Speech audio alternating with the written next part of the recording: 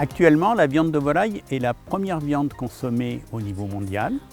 En France, la situation est un petit peu différente. Néanmoins, cette consommation est en augmentation régulière et elle atteint pratiquement celle du porc pour l'instant. Cependant, pour soutenir cette consommation, la France est obligée d'importer une part importante de sa viande de volaille, presque 50%.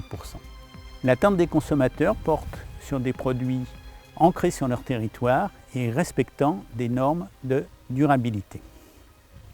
D'autre part, ils souhaitent que ces produits s'insèrent dans une tradition sur le long terme.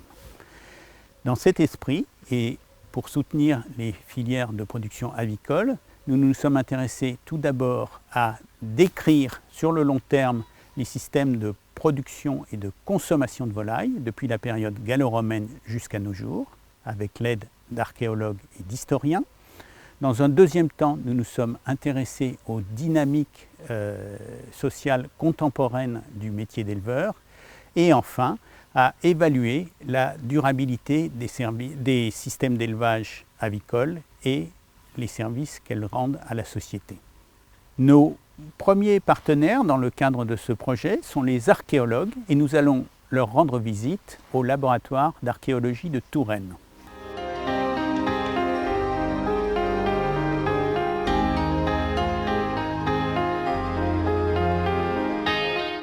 Dans le cadre du programme Volaille, l'idée était de documenter l'histoire de la volaille en région centre à partir des données archéologiques.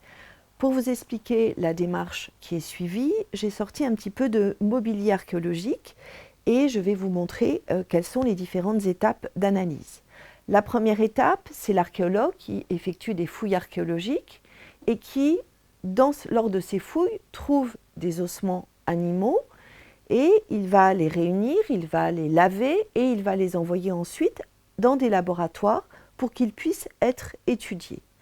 Dans le cadre du laboratoire, ici le laboratoire archéologie et territoire, je vais recevoir des sacs d'os comme celui-ci où plein d'espèces sont mélangées et mon travail, ça va être de déterminer ces espèces pour essayer de comprendre quelle est la relation entre l'homme et l'animal, quelles sont les différentes utilisations, quels sont éventuellement les rôles symboliques des animaux dans les sociétés humaines à travers le temps. Donc j'ai pris un exemple d'un petit fémur, vous le connaissez bien, c'est l'os de la cuisse. Et donc je trouve un os et je vais utiliser une collection de comparaisons pour déterminer tout d'abord quelle est la partie anatomique. Est-ce que c'est un tibia? Est-ce que c'est un fémur? Est-ce que c'est un os de la cuisse? Un os de l'épaule? Et puis ensuite, sur chaque tablette, je vais déterminer l'espèce. Évidemment, je vais voir tout de suite que ce n'est pas du cheval, ce n'est pas du bœuf, ce n'est pas non plus du chien ou du mouton, mais peut-être un os d'oiseau. Alors, cet os d'oiseau, je vous le présente en position anatomique, ici, au niveau de la poule. Vous voyez, c'est l'os de la patte, hein, c'est l'os de la cuisse. Alors évidemment, pour l'exemple, j'avais pris un os archéologique facile, puisque cet os est entier. Très souvent, on retrouve des ossements qui sont fragmentés, puisqu'ils ont été utilisés, ils ont été découpés, ils ont été consommés, ils ont été mordus par les chiens. Donc il y a tout un plein de séquelles qui font qu'on a en général des fragments. Quand on a des fragments, on va utiliser différentes collections de comparaison, on va sortir différents squelettes pour préciser la détermination entre des espèces sauvages. Ici, par exemple, un fémur de buse, ce sont les oiseaux qu'on trouve souvent au bord de l'autoroute. Et d'un point de vue de la forme et non pas de la taille, on se rend bien compte que ce n'est pas du tout la même espèce. Ou un autre exemple ici, avec le cygne, où c'est pareil, c'est très différent d'un point de vue de la morphologie. On va chercher des éléments complémentaires, par exemple déterminer le sexe. On va avoir des éléments, par exemple l'ergot qui est présent chez le mâle et pas chez la femelle. On va avoir aussi du stockage de calcium dans les os des femelles avant qu'elles pondent. Et l'œuf, c'est vraiment un élément extrêmement important puisque la poule qui arrive dans la région, on a pu le montrer dans le courant du 7e siècle avant Jésus-Christ, arrive et donne pour la première fois aux humains la possibilité d'avoir des œufs un petit peu toute l'année et qui est évidemment une alimentation de qualité et tout à fait nouvelle. On va s'intéresser aussi aux pathologies, savoir si elles ont eu des maladies, si elles ont subi des fractures, pour essayer de comprendre dans tout ça quels étaient les types d'élevage, à quel moment sont apparues les différentes volailles domestiques sur le territoire, par exemple la dinde qui va arriver à partir du XVIe siècle, et quelles étaient leurs utilisations. Est-ce que ce sont des volailles d'ornement ou des volailles d'utilité pratique, concrète, des œufs, de la viande, des plumes et tous ces services qu'elles ont rendus aux hommes depuis maintenant des millénaires. Dans les contextes archéologiques, on trouve différents types de restes animaux. Donc là, c'est l'exemple d'un prélèvement dans une tombe du nord de la France, à Louvre, où on a d'un côté des ossements et de l'autre côté des fragments de coquilles d'œufs.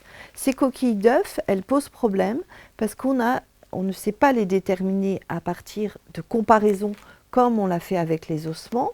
Pourquoi ? Parce que l'épaisseur des coquilles n'est pas un élément diagnostique suffisant pour savoir quelle est l'espèce, et d'autre part, la couleur qui pourrait nous renseigner sur la présence de poules spécifiques, puisqu'il y a des races de poules qui ont des couleurs d'œufs spécifiques, n'est pas pertinent puisque avec le temps, cette couleur disparaît.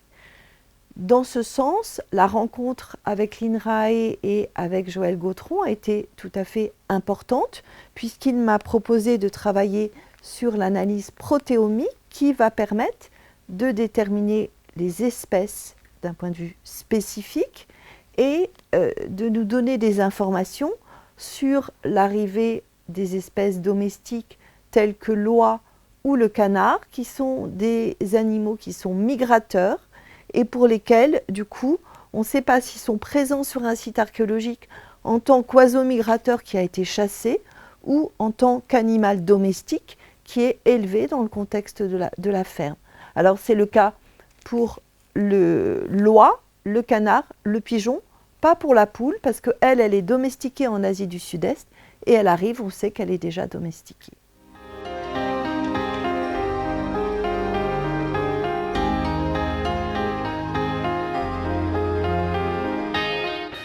Alors qu'est-ce que c'est qu'un œuf ? Un œuf, c'est un ingrédient de base de l'alimentation humaine que vous connaissez tous, mais sa fonction originelle, ce n'est pas d'être mangé, c'est d'être une enveloppe protectrice dans laquelle va se développer un embryon. Et il n'y aura pas possibilité de rajouter quelque chose à l'intérieur ou possibilité d'éliminer des constituants. Donc toutes les molécules qui sont à l'intérieur de l'œuf vont être digérées, consommées par l'embryon, et c'est ce qui leur donne ces propriétés notamment remarquables, qui fait qu'elles sont parfaitement adaptées à la nutrition humaine ou animale en règle générale. Et puis autour de cet œuf, donc en dehors du blanc et du jaune d'œuf, vous avez cette coquille. Et cette coquille, elle fait une barrière protectrice, très résistante mécaniquement, qui permet de protéger l'œuf et empêche toute pénétration de bactéries et permet de résister au choc. Et ça, c'est un carbonate de calcium, donc du calcaire en quelque sorte, mais sous une forme cristalline qui est très solide, qui est identique à celui qu'on peut trouver dans le marbre, par exemple dans la nature, sauf que là, il est fabriqué dans le milieu du vivant, donc pas dans les conditions de la terre ancestrale, c'est-à-dire à basse température et basse pression. Et donc, il faut un certain nombre de constituants qui vont permettre de fabriquer ce calcaire très solide, cette calcite très solide. Et ça, c'est des protéines qui sont inclus dedans, qui vont jouer ce rôle de constructeur, en quelque sorte, pour fabriquer une coquille très solide. Alors, les archéologues nous fournissent des échantillons de coquilles qu'ils vont recueillir dans des lieux de fouilles archéologiques. Et nous, on va lire les séquences des protéines qui sont dans ces coquilles. Et chaque espèce d'oiseau a une séquence de protéines différentes, ce qui va nous permettre d'identifier si c'est de l'oie, du canard, de la poule, du cygne ou toute une autre espèce d'oiseau. Donc la première étape, ça va consister à l'extraction des protéines qui sont contenues dans cet œuf pour pouvoir après les lire au séquenceur. Donc on va les broyer en utilisant de l'azote liquide qui est très froid, moins 196 degrés. Et voilà, ça fume. Pourquoi on utilise le froid ? Tout simplement parce que ça permet de conserver les protéines et en plus ça rend la coquille très cassante et elle se broie plus facilement. Donc je verse de l'azote, bien sûr on prend toutes les mesures de précaution nécessaires. Voilà. Donc là, on prend l'échantillon archéologique, on le vide dans le pilon et on broie simplement en faisant une petite rotation comme ça. Broyage, tout ce qui est de plus classique. L'objectif étant d'avoir des petites particules, de manière à ce que le solvant qui va permettre la dissolution des protéines ensuite puisse accéder à un maximum de surface dans l'échantillon, un maximum de protéines. Donc on broie le plus finement possible. Donc broyage à l'azote liquide pour que ça soit bien froid et que ça permette, vous voyez, là on obtient une poudre qui est relativement bien fine, une petite poudre blanche. Voilà, que je vais rassembler là avec la spatule. Vous voyez, cette poudre fine. Et donc c'est à partir de cette poudre fine qu'on va extraire donc, les protéines constitutives de l'échantillon. Donc l'étape suivante, ça va constituer à mettre sur la poudre de l'acide chlorhydrique qui tout simplement va déminéraliser la coquille et va rendre les protéines accessibles et qui vont être solubilisées dans ce solvant. Voilà. Et si vous regardez, vous voyez, ça mousse assez intensément. Ça indique la déminéralisation de l'échantillon. Et en réalité, c'est du gaz carbonique qui s'échappe de l'échantillon. Alors, une fois qu'on a fait ces bains d'acide, il y a encore une semaine de manipulation à peu près où on va changer en quelque sorte de solvant, enlever l'acide, mettre d'autres produits chimiques qui vont nous permettre d'extraire les protéines. Et à la fin, on va congeler dans l'azote liquide cet échantillon et on va lyophiliser pour enlever l'eau. Et c'est cette poudre-là qu'on utilisera pour lire la séquence de la protéine qui est dedans. Je vais donc récupérer les échantillons de Joël pour les mettre d'abord à soniquer dans le bain à ultrasons afin de décrocher les protéines du tube en plastique pour 10 minutes. J'ai donc lavé mes échantillons et là je rajoute un solvant qui va permettre d'ouvrir mes protéines et de pouvoir avoir accès à tous les sites de lysine suivis d'arginine pour mieux couper mes protéines. J'ai récupéré mes échantillons que j'ai lavés et j'ajoute des solvants qui vont permettre à mes protéines de s'ouvrir afin que mon enzyme puisse couper les protéines entre l'arginine et la lysine et je vais les laisser agir toute la nuit. J'ai récupéré mes échantillons que j'ai posés sur cette plaque. Je vais la déposer à l'intérieur du spectromètre. Le passeur va prendre l'échantillon afin qu'elle passe dans la chromatographie.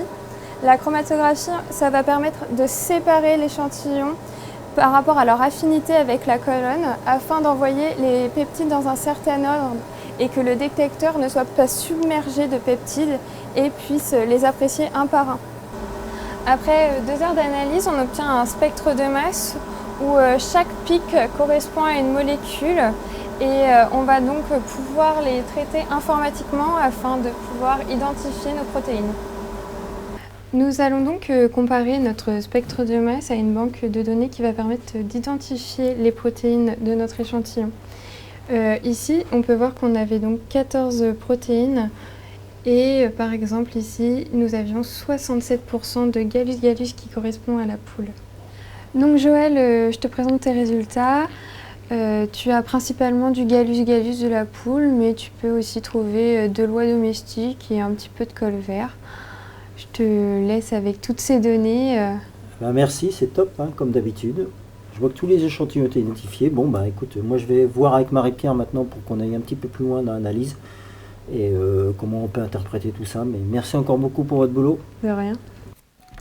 Bonjour Joël, alors j'ai reçu les résultats que tu m'as envoyés concernant les coquilles d'œufs sur lesquelles nous travaillons ensemble pour essayer de les déterminer et j'ai une question par rapport à la nécropole du Moyen-Âge, du 6e, 7e siècle, parce que dans toutes les tombes c'est de la poule, sauf une où il y aurait visiblement d'autres espèces. Donc est-ce que tu peux m'expliquer comment, est-ce qu'il y a vraiment plusieurs autres espèces ou est-ce qu'il n'y en a qu'une ?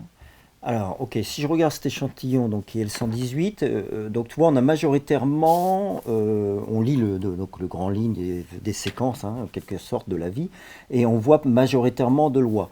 Mais on a quelques séquences qui correspondent effectivement à du cygne et à du canard. Maintenant, ce qu'il faut qu'on sache, c'est est-ce que ces séquences qui sont du cygne du canard sont spécifiques vraiment du cygne du canard, ou est-ce que c'est finalement on a recopié les pages de l'oie. Donc ça, on va réanalyser pour te dire qu'effectivement, il n'y a que de l'oie, ou il y a effectivement de l'oie, mais aussi peut-être du cygne et du canard. Enfin, il y a sûrement du cygne du canard en plus. Donc on refait ces analyses et on te tient au courant plus vite. Tu m'envoies la liste de tous ces échantillons où tu as des doutes, et je réanalyse ça et je t'indique te donner les résultats. Très bien, parce que moi, de mon côté, après l'interprétation symbolique de poser dans une tombe un œuf de cygne qui est un oiseau sauvage ou un œuf de volaille, c'est évidemment pas du tout la même chose, surtout sachant que, par exemple, l'oie, c'est un oiseau qui est plutôt rare à cette période. Pour documenter cette histoire de la volaille en région centre de Val-de-Loire, nous avons donc différentes sources. D'un côté, les sources textuelles, de l'autre, les sources archéologiques avec les ossements et les coquilles d'œufs.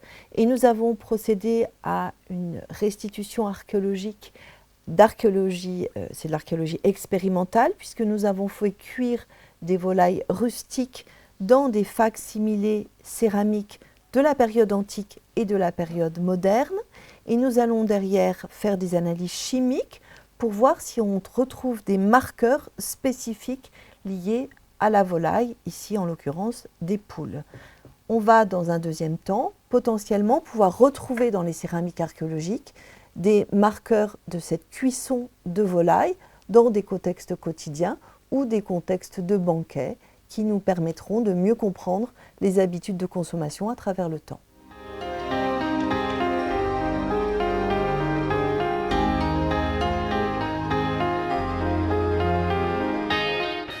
Alors nous sommes ici à la Villa Rabelais. La Villa Rabelais, c'est un lieu tout à fait étonnant parce que c'est un lieu qui à la fois est un lieu de rencontre scientifique, un lieu de médiation.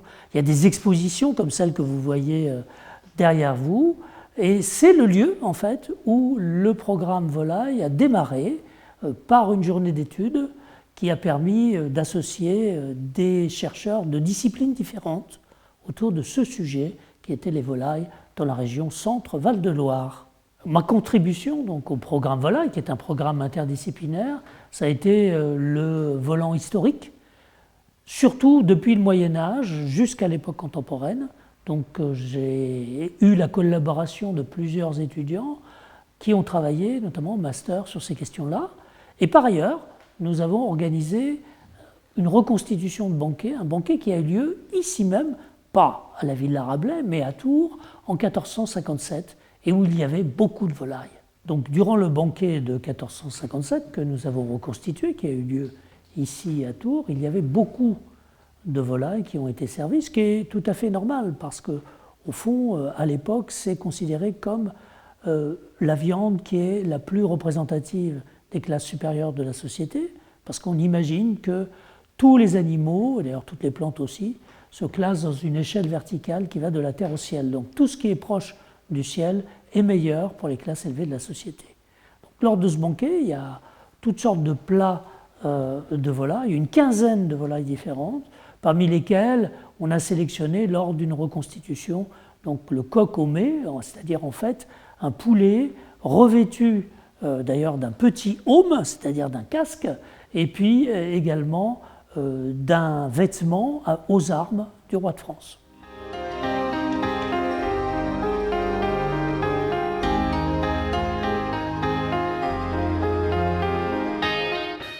Nous sommes sur le territoire du syndicat des volailles fermières de l'Orléanais, une filière volaille label rouge de 132 éleveurs établis en région Centre-Val de Loire.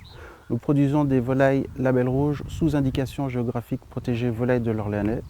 Le label rouge est apporté par les souches à croissance lente que nous utilisons, la densité en élevage moindre, l'âge d'abattage de nos animaux qui est supérieur à la normale, et l'indication géographique qui vous garantit un lieu d'élevage. Après le volet recherche historique et donc utilisation gastronomique des volailles, on arrive sur le volet pratico-pratique avec notre filière, les volailles fermières de l'Orléanais, qui ont 65 ans d'existence. Donc nos éleveurs sont sur la région Centre-Val de Loire et ici on est dans le Loir-et-Cher, on a 40% des effectifs de bâtiments. Donc nos volailles profitent des bâtiments d'élevage mis à disposition par les éleveurs, des logements de 400 m² avec parcours, et les éleveurs profitent de leurs volailles en les voyant s'ébattre paisiblement sur les aménagements qu'ils ont pu réaliser à leur égard. Pour illustrer, je vous invite à venir visiter le site d'élevage de l'ERL L'Agglomerie d'Audrey Bonouvrier, une éleveuse en polyculture élevage qui possède 3 bâtiments d'élevage, dont un qui a moins de 2 ans. Je suis associée sur une exploitation avec mon conjoint, sur une exploitation grande culture et élevage. Sur la partie grande culture, nous produisons sur 140 hectares du colza, du blé, de l'orge, du maïs et des pommes de terre. Et nous élevons des volailles fermières de l'Orléanais dans 3 bâtiments de 400 mètres carrés chacun. Et voilà, donc l'idée c'est de travailler avec nos volailles, avec la lumière naturelle, des équipements à l'intérieur qui permettent à nos volailles de profiter du confort, hein, donc le confort pour les animaux, mais également pour nous en tant qu'éleveurs au quotidien, c'est important. Donc équipés de pipettes pour la boisson, les gamelles d'aliments avec l'aliment qui est distribué de façon automatique. Nous avons un peson où les volailles montent sur le peson et ça me donne les poids au quotidien, le poids moyen de mes animaux. Donc je n'ai plus à porter mes volailles, c'est beaucoup moins de stress pour eux et moins de pénibilité aussi pour moi au quotidien. On s'équipe de perchoirs où les animaux peuvent monter dessus, on met des petites bottes de paille, hein, ça fait le même effet. Voilà. Et puis ensuite, quand ils sont âgés de 42 jours, ils peuvent aller dehors et profiter du parcours et également consommer de l'herbe à l'extérieur. Donc vous avez ici des poulets de chair, donc élevés pour leur viande. Donc là, ce sont des poulets cou nus blancs à croissance lente, donc élevés pendant 81 jours minimum. Et donc on les appelle des poulets blancs, donc c'est la couleur de leur chair. Vous trouvez également dans les supermarchés ou autres modes de distribution des poulets jaunes, donc à la chair jaune. Après, le mode d'élevage sera le même. Donc qu'est-ce qu'un poulet? Quand vous consommez du poulet, vous pouvez manger aussi bien une poule ou un coq. Donc ici, j'ai un coq dans les mains, mais dans le bâtiment, il y a également des poules. Les poules et les coqs seront abattus avant d'être matures sexuellement, donc il n'y aura pas eu de reproduction. La filière Label Rouge, quand on la regarde dans son ensemble, finalement, elle rend service à plein de gens. Alors les consommateurs en premier lieu, hein, puisque c'est une filière de qualité qui propose des produits de grande qualité aux consommateurs. Et puis finalement à d'autres personnes, donc aux éleveurs qui vont tirer bien sûr un revenu de leur activité. Et à la société dans son ensemble. Donc ici, on est sur un parcours, il y a plein d'arbres, il y a des haies, etc. Donc ça va contribuer notamment au stockage du carbone. Dans le contexte de lutte contre le changement climatique, ces surfaces, elles ont aussi un intérêt à être maintenues. On a aussi des éleveurs qui, sur ces surfaces, vont par exemple mettre des ruches, donc qui vont aussi contribuer au maintien de la biodiversité, des pollinisateurs. Et donc, et encore à une échelle supérieure, au sein du territoire, donc ici on est dans le Loir-et-Cher, on va maintenir un tissu rural et contribuer à de la création d'emplois dans le département et dans la région. Et donc en région Centre-Val de Loire, on a la chance d'avoir finalement toute la filière avec notamment la Beauce qui va produire des céréales qui vont pouvoir être utilisées dans l'alimentation des volailles. On va bien sûr avoir du coup nos éleveurs de volailles Label Rouge. Et puis on a aussi la chance d'avoir finalement ce qu'on peut appeler du circuit court avec de la vente en direct de certains éleveurs, dont Audrey, auprès de consommateurs qui viennent directement acheter à la ferme.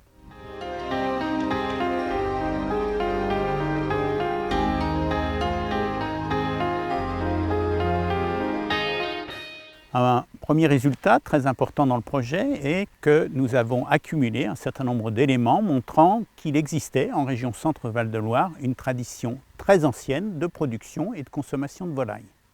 Les éléments historiques du projet nous permettront d'étayer les arguments pour la mise à jour de notre cahier des charges IGP et nous permettront d'améliorer nos axes de communication auprès des consommateurs locaux. Donc ce projet a rassemblé des scientifiques de diverses disciplines, ce qui en fait un exercice tout à fait particulier et original. Et d'autre part, il les a rassemblés sur un même objet, les filières avicoles, et au profit des professionnels de cette filière, contribuant ainsi à son développement en région centre et à son insertion dans une production plus durable et plus vertueuse. Nous avons accompagné Audrey, donc nous pourrons faire de même avec vous si vous êtes motivé à pouvoir faire des produits de qualité. J'espère que ce projet illustre l'intérêt d'une approche multidisciplinaire pour aborder des questions complexes au service d'une filière qui mérite un développement futur important.